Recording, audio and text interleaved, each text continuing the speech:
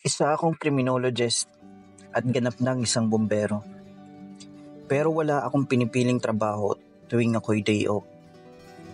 Nakasanayan ko na sa simula't simula mula pagkabata, wala akong sinasayang na oras.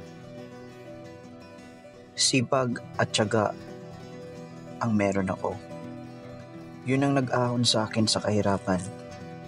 Kung nasan man ako ngayon, yun ang resulta ng pagsusumikap na patunay lamang na hindi hadlang ang kahirapan.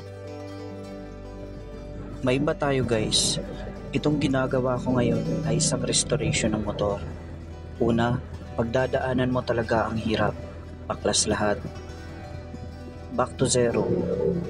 Maihahalin tulad natin sa totoong buhay. Sa una, napakahirap para abutin ang mga pangarap natin. Lalo na hindi sapat ang kakayahan ng ating mga magulang o mahirap lang ang pamilya natin. Pero doon mabubuo ang pundasyon kung gaano katibay ang pagkatao natin.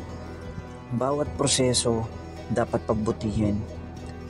Hindi magiging maganda ang resulta kung hahaluan mo ng shortcut o mamadaliin natin ang lahat.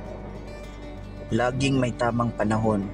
Ang kailangan, magtiwala lang at matutong maghintay.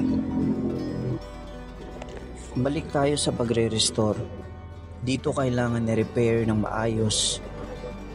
Kailangan i-welding, linisan, liha at i-primer bago pinturahan. Ikinukondisyon natin pati ang makina para makatakbo ng maayos.